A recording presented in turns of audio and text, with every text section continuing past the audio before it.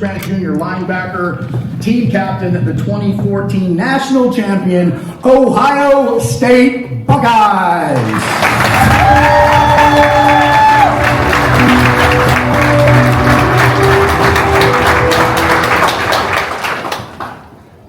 Can everybody hear me good?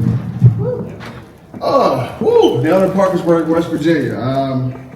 It's a pleasure being here to the award ceremony. Since last night, I've been trying to find some cool places to go, and I'm one of those guys, when I get in a new area, I like to explore. So one of the recommendations was Uncle Mike's. Anybody ever heard of Uncle Mike's? Anybody Uncle? I was recommended not to go there, so tonight, I think I'll just be here and do my speech. So, who has big dreams and aspirations by a show of hands? Come on, participate. Who has big dreams and aspirations? Keep your hands up if life has changed that. Has life changed your big dreams and aspirations? Started off back in Richmond, Virginia, where I was born. Started off, I was about 6 years old. I used to go in the backyard with my father. My father bought me this Pittsburgh Steelers uniform, and I would go in the backyard and I would play catch. Well, my dad, he introduced me to the sport at a young age. And the connection that we had, the bond that we built by just playing catch and my father being in my life, being able to give me the confidence that I would need as a man was tremendous. I remember watching people like Ray Lewis and the Ravens and the Pittsburgh Steelers with their steel curtain defense, and my dad's favorite team was the Pittsburgh Steelers. So when we would play catch, he would do this thing where he would toss me the ball and I would take off running and I get the tackle. And now mind you, my dad is 6'4", 270 pounds. At this time, I'm this little, tiny, super giant. I've always been the biggest kid in the room. My dad brought to my attention one day, he said, "Son, would you like to play football?" And I was ecstatic. I couldn't wait to play. So he had a guy on his team by the name, where he worked at a correctional office, juvenile correctional officer. And his name was Coach Moses. Coach Moses had one spot left, just one spot. So my dad went to work and he took me over to the football facility later on that evening, and he introduced me to Coach Moses. At first, they weren't gonna let me play until they saw my size. I've probably been the same size since I've been 6 years old. So he takes me, and my dad would show me all these crazy football moves, and he taught me just how to dominate and to dominate kids and be the best person on the field. And I was starting to form my identity as a football player. Fast forward from that, I become a freshman in high school. All the things that my dad has taught me throughout Little League, middle school, and now it's my time to be on the big stage. I get an opportunity to play JV football like most of you guys in here, but once again, I'm one of the biggest people on the team. So fast forward throughout my JV season, I get an opportunity. I used to be the water boy. I used to stand on the sideline, I remember vividly, and I used to give all the starters water and be the ball boy, toss it to the referee. And I said, I always say, I can't wait to play varsity football. So I used to get a jersey every Friday, every Thursday night after the game. I would get a jersey and I would put my jersey on and I would go to the sideline and I would be the water boy. I used to have 49. Now I don't know about you guys, but 49 is not the number for ideal, for your swag. We look good, we play good. And so one night, it's the last 3 games of the season. My dad varsity's been calling me up. He doesn't know that I've been practicing with varsity. He always thought I played JV because he always thought the other guys was bigger than me. But he didn't realize how big my heart was. So this one particular night, he sees I come in, I have a different number. He's like, "Hey, what's that jersey doing there?" And I said, "I got called up to varsity." So this one particular night, my mom and him wasn't able to show up that night. And I thought I was gonna get called up to play, right? So coaches get ready, we're up by 1 million, and coaches get ready to put me in the game, and time runs out. The offense had the ball too long. So this one particular game, the next game, our starting middle linebacker. Coach was always not big on playing freshmen. Our starting middle linebacker went down. So we're playing the best team in the city at this time. It's probably about 8 to 10 Division I athletes on the field at this time. Everyone on the field had multiple scholarship offers. I mean, we had tight ends on the field, 6'5", 245, offensive, defensive linemen going to Virginia Tech, University of Richmond, James Madison, and I was just this small 14-year-old kid at the time. Coach looked over at me and said, I'm not playing a freshman. But my D coordinator did saw something in me that I didn't see in myself.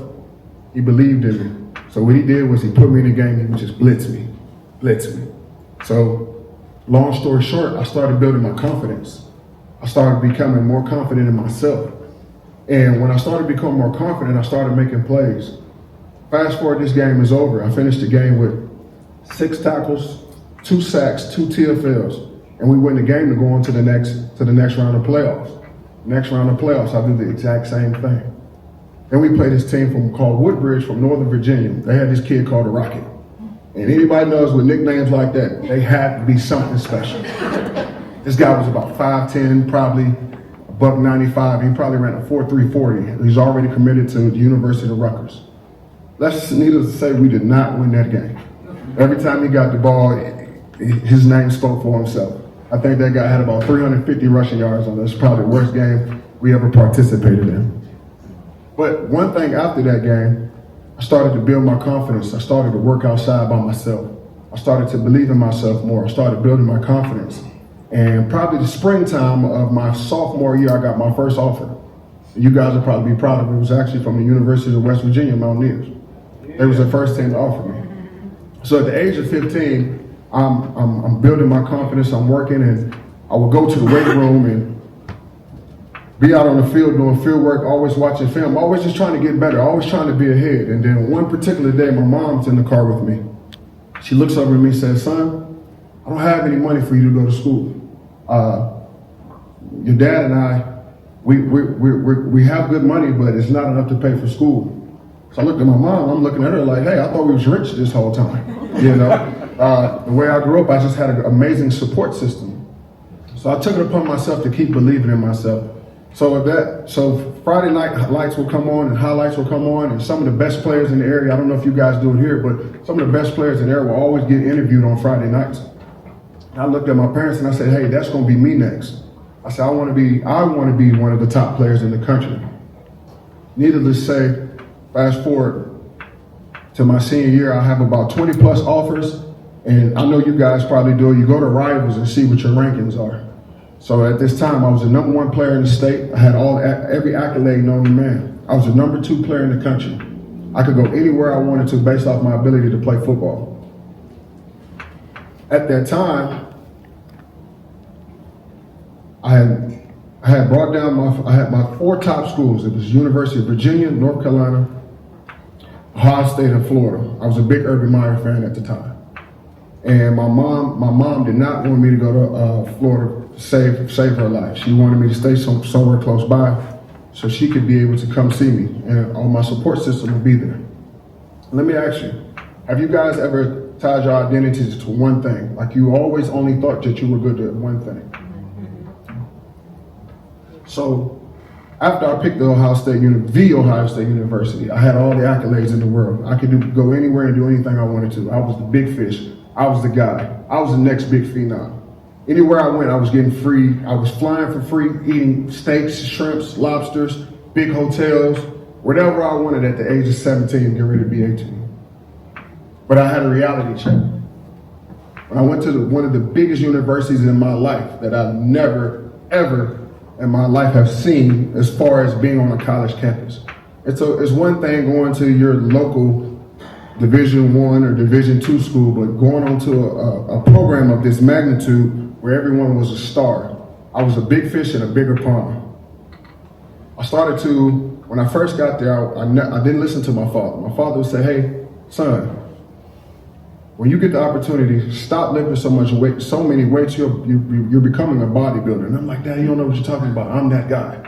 I know what I'm talking about. I'm the #2 player in the country.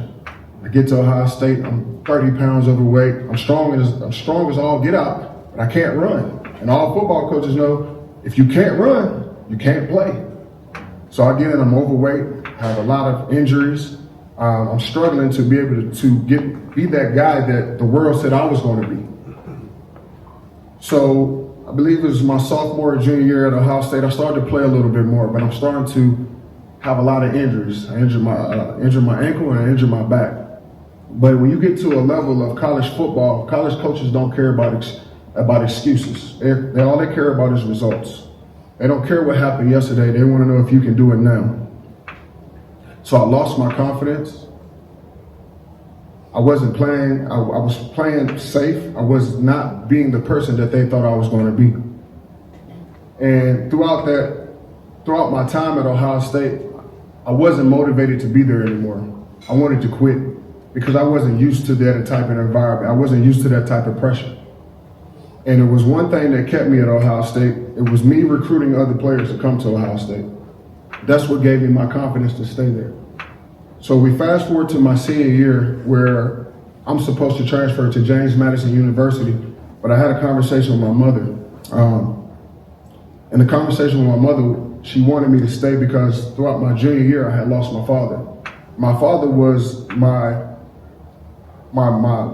motivation to keep playing. He was the one that brought me into the game, the one that gave me an opportunity to create my identity as a football player. Every Friday night or Saturday, I would look in the stands and my dad would always throw up the X, and I knew what that meant. It was time to go.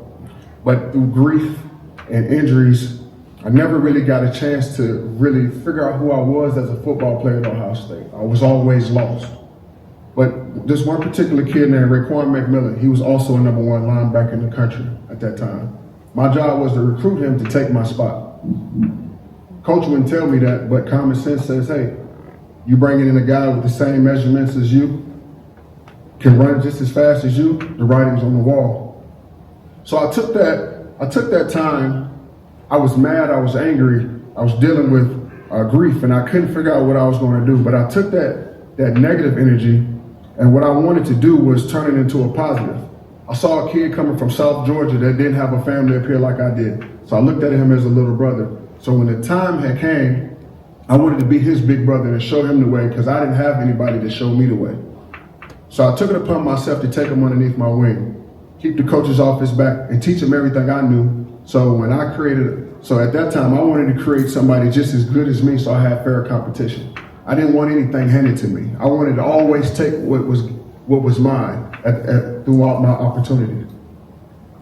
So come senior year, Raekwon and I, we're battling for a spot. Coach would put me in, he would take me out. He would put me in and take me out. And players, we know when coaches do things like that, it messes with our confidence. It messes up the rhythm of how we play, how we operate, how we execute. So Raekwon played majority of the season. But my number, I thought I was going to be, because I became a team captain, I thought I was going to be the number one guy. But I wasn't. My time hadn't came yet. It wasn't to the playoff time when we got a chance to get ready for University of Wisconsin. Anybody knows Wisconsin, they always have the biggest line in the United States. Everybody across the line is 6'4", 6'5", 350 pounds linemen, and they always have the best running backs in the country. Second best running backs in the country. So this time I feel this energy, I feel this spark again. I feel wanted. I feel ready to go play. As we get ready to go play at the University of Wisconsin, you guys don't realize we won that national championship with our third string quarterback. I had one conversation with Cardell Jones and said, hey bro, we got your back. Let's go ride tonight. Defense, we rallied around one another, and that's what my number was called. My number was called to lead that team. I wasn't ready to lead at the time I thought I was ready to lead. I was ready to lead through adversity, through those last three playoff games. Throughout those last three playoff games, I wasn't the best player on the field, but my job was to keep the team motivated, to keep pressing forward to win that national championship. I made some plays, but I didn't do what I wanted to do, but I did enough for the team. Fast forward through that, we make it to the national championship. And the coolest thing about the national championship, yes, we played and we won the first one. But watching the confetti come down, the trophy ceremony, and my son sitting on my lap, it meant the world to me, and it was like, job well done. After my senior season, I had a chance to go as an undrafted free agent. And anybody knows that you've waited all your life for this one moment. And I just wanted to be a drafted player. But I played less than 60% of the snaps at Ohio State. And I'm watching the guys' names go across the ticker. I know I wasn't going to be a day one or a day two guy. I knew I was going to be a day three guy. I had guys calling me from the Colts, the Cardinals, the Dolphins. They said, hey, we're going to take you next pick. And I would watch. After they hang up the phone, they do it really quick. And I'm waiting for my name to come across the bottom of the screen. And my name never showed up. I go upstairs. I wasn't even Mr. Irrelevant. I felt some type of way. Because once again, I have to be that guy that's not getting the applause. I go upstairs, I slam my door and say my career's over. Probably 20 minutes later, my agent calls me. My agent calls me and I have my first team. My first team was the San Diego Chargers. So I go out there for about 8 months and I get cut, come back home, I work for UPS. I'm doing the holidays seasonal package guy, I'm running around. And I mean, this is worse than football at this point. You got 150 stops a day. I commend those guys that do it. We got 150 stops a day and we're from sunup to sundown. I'm sweating. By the time I get done, I probably lost 10 pounds. I get a call from the Atlanta Falcons. They said, Mr. Grant, we want to bring you in for a trial. So I go and I make the team, and I ran over and I jumped on the scout and gave him a big hug, and he looked at me like something was wrong with me. But he didn't realize how much joy I had of feeling wanted again as a player. I get cut from there. I go home. I go back to school to get my degree. I'm working full time, and I'm working out at 6 in the morning and at 10 o'clock at night because I'm determined to make it to the NFL. So the Tennessee Titans come rolling into town, and at this time we're loaded. We got Zeke, we got Bosa, we got Joshua Perry, we got all these guys that's getting ready to go to the NFL. So I hop in the workout and I make the team. I get a chance to go play for Dick LeBeau, one of my favorite D coordinators for Steel Curtain. I get to go play for him. I get to go play for him for about 8 months. I get cut again. And at this time, I had put so much into this that I thought this was my time to shine. I was the leading tackler on the team. I was motivating the guys. The guys was believing in me, but what they did to me was they wouldn't let me play special teams. And we all know that if you're not the big name guy, most coaches will tell you, you gotta find value in the small things. I get cut from that. And when I got cut from that, that crushed me. I drove home and I probably cried a whole hour before I could get my emotions in check because I've never worked for something so hard in my life to have something taken away from me. Then I go home and at that time, my wife had she was my girlfriend at the time, but at that time back then, she had an apartment in Sawmill. I go home and I get a call from the Oakland Raiders. I fly out, I don't want to go to Cali. I hated everything about Cali. So I go to California and go to the Oakland Raiders, and I thought it was going to be the best time of my life. They had me in this rundown hotel. I'm eating boxed food, and I'm like, I'm from the South, so I want some soul food. I go across the railroad tracks, and I see a whole bunch of barred windows, graffiti. I get out of the car and all red. That wasn't the best idea. Not realizing that I'm probably in a gang-infested territory, and I just want some soul food. Little catfish, little yams, macaroni and cheese. I'm tired of eating box food. So I get cut from there after being there for a week, and I come back home. I'm sitting out on my couch, and I get a call from the San Francisco 49ers. They say, hey, Kurt, we want to bring you out for a trial. I make that team. I go out there, and I never get a chance to play. All I did was just be practice squad. I'm still mad because all these people are getting hurt, but it's still not my time yet. Throughout that time, I get cut and I go back home and I say, I'm done with football. I don't want anything to do with football. I hate football. It's not giving me the opportunity that I thought it was going to be. After I made that statement, probably 2 days later, I get a call from my agent. He said, hey, you can go to the Kansas City Chiefs or you can go to the New York Giants. I go to the New York Giants because I'm from Richmond. I thought my mom and my son could take the train up, and the rest of my family that's from Richmond, they could take the train up and they have opportunity to see me.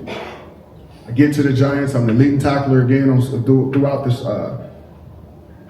preseason, and then I end up getting cut again. But this time, coach said something to me. He said, "Hey, Curtis, I want to let you know I'm going to cut you. I'm going to put you in the practice squad, and you have to show and prove if you're ready for the 53-man roster." So in my mind, I said, Coach, with all due respect, this is a business. I believe it when I see it. So I sat there until the ticker. They always call it the ticker. My waiver period was over with, and then the New York Giants signed me right before my waiver period was over with. So I had an opportunity to go play. I'm ready. At this time, once again, everybody on the team gets hurt, but it's my time now. They say, hey, Curtis, look, we're going to want you to stay with the team tonight because it's a possibility you're going to play on Monday Night Football. Now, mind you, most people, you will want some time to prepare, right, for your biggest moment of your life. They have me in this hotel sitting at 4 o'clock. We play at 8 o'clock Monday night against the Detroit Lions. They signed me at 4 o'clock, 4 hours before a Monday Night Football game, and say, Curtis, go play. Wow. I said, in my mind, I'm excited, but I've been on the Detroit Lions all the time. I've been the scout team player all the time. I don't know what to do. I don't know what to do. Once again, I'm facing adversity. So I get back, and I've always studied by myself, but this time what was different from all my other times, I had a mentor. I had somebody to show me the way. He would go upstairs and he would get all the information and bring it back to me and tell me which position to play and where I was needed. And so one day I went out on the field, and I'm messing around, and coaches, all high school coaches know when you get tired, when you give somebody an opportunity, they still messing up. My special team coach, he cusses me out in front of everybody. And one thing about me, I hate being embarrassed. So I said, I took it under the chin, but I took that as he wants me to play. So I'm playing. Next thing you know, I'm playing very well. I went from being the most hated guy on the team to the guy with the most responsibilities. Once again, I worked my way up from being an undrafted free agent to being an honorary captain on a Sunday at a 1 p.m. game versus the Kansas City Chiefs. So I'm having my moment. I'm excited. I've been waiting for this all my life.